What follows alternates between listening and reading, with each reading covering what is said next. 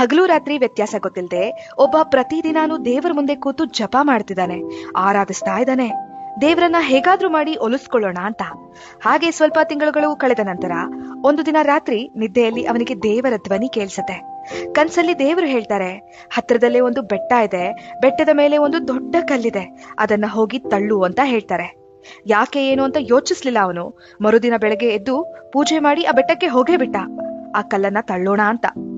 ತುಂಬಾ ದೊಡ್ಡ ಕಲ್ಲದು ಚಿಕ್ಕ ಬ್ಯಾಲೆನ್ಸ್ ಅಲ್ಲಿ ನಿಂತಿದೆ. ಎಷ್ಟು ಗಟ್ಟಿಯಾಗಿ ತಳ್ಳಿದ್ರೂ ತಳ್ಳೋಕೆ ಆಗ್ತಿಲ್ಲ. ಹಾಗೆ ಪ್ರತಿದಿನ ಹೋಗ್ತಿದ್ದಾನೆ, ಪ್ರಯತ್ನ ಮಾಡ್ತಿದ್ದಾನೆ, ಆದ್ರೆ ಆ ಕಲ್ಲು ಜಾರಿ ಕೆಳಗ್ ಮಾತ್ರ ಬೀಳ್ತಾ ಇಲ್ಲ. ತುಂಬಾ ಕೋಪ, ಆಕ್ರೋಶ, ಫ್ರಸ್ಟ್ರೇಷನ್ ಜಾಸ್ತಿ ಆಗೋಯ್ತು. ಇದೇ ತರ ಸತತವಾಗಿ 3 ತಿಂಗಳು ಮಾಡ್ತಾನೆ ಇದ್ದಾನೆ ಅವನು. ಒಂದು ದಿನ ರಾತ್ರಿ ಮಲ್ಗೋಕೆ ಮುಂಚೆ ಇದೆಲ್ಲ ವೇಸ್ಟ್ ಆಗೋಯ್ತು, ಇಷ್ಟು ಕಷ್ಟಪಟ್ಟೆ, ನನ್ನ ಎಫರ್ಟ್ಸ್ ಎಲ್ಲ ವೇಸ್ಟ್ ಆಗೋಯ್ತು ಅಂತ ಅಂದ್ಕೋತಾನೆ ಇದ್ದಾನೆ. ಆಗ ಅವನು ಎಚ್ಚರವಾಗಿದ್ದಾಗ್ಲೇನೆ ಮತ್ತೆ ಅವನಿಗೆ ದೇವರ ಧ್ವನಿ ಕೇಳಿಸುತ್ತೆ. ಆ ಧ್ವನಿ ಹೇಳುತ್ತೆ, ವೇಸ್ಟ್ ಆಗೋಯ್ತು ಅಂತ ಯಾಕೆ ಅನ್ಕೋತಿದ್ಯಾ? ಈ 3 ತಿಂಗಳು ನೀನು ಪ್ರತಿದಿನ ಬೆಳಗ್ಗೆ ಬೇಗ ಎದ್ದು ಪೂಜೆ ಮಾಡಿ ಆ ದಿನದ ಪ್ಲಾನ್ ಮಾಡ್ಕೊಂಡು ಹೋಗಿ ಆ ಕಲ್ಲನ್ನ ತಳ್ಳೋ ಪ್ರಯತ್ನ ಮಾಡ್ತಿದ್ಯಾ. ನಿನ್ ಲೈಫಲ್ಲಿ ಒಂದು ಡಿಸಿಪ್ಲಿನ್ ಬಂದಿದೆ. ನಿನಗ್ ಗೊತ್ತಾ, ನನ್ ಮೇಲೆ ಅಲ್ದೆ ನಿನ್ ಮೇಲೆ ನೀನು ಗಮನ ಕೊಡೋದಕ್ಕೆ ಶುರು ಮಾಡಿದ್ಯಾ. ಆ ಕಲ್ಲನ್ನ ತಳ್ಳೋಕೆ ನಿನ್ಗೆ ಶಕ್ತಿ ಬೇಕು ಅಂತ ಒಳ್ಳೊಳ್ಳೆ ಆಹಾರ ತಿನ್ನೋಕೆ ಶುರು ಮಾಡಿದ್ಯಾ. ಸರಿಯಾದ ಸಮಯಕ್ಕೆ ನಿದ್ದೆ ಮಾಡ್ತಿದ್ಯಾ.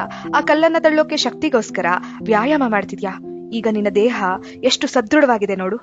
ಆದ್ರೂ ನಾನ್ ನಿನ್ಗೆ ಕೇವಲ ಆ ಕಲ್ಲನ್ನ ತಳ್ಳು ಅಂತ ಮಾತ್ರ ಹೇಳ್ದೆ.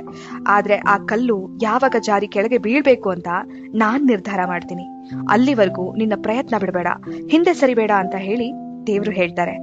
ನೋಡಿ ಫ್ರೆಂಡು, ನಿಮ್ಮ ಲೈಫಲ್ಲಿ ಈ ಕಲ್ಲು ಏನಾದ್ರೂ ಆಗಿರ್ಬೋದು. ನಿಮ್ಮ ಕೆಲಸದ ಉನ್ನತಿ ಆಗಿರ್ಬೋದು, ವೈಯಕ್ತಿಕ ಬೆಳವಣಿಗೆ ಆಗಿರ್ಬೋದು,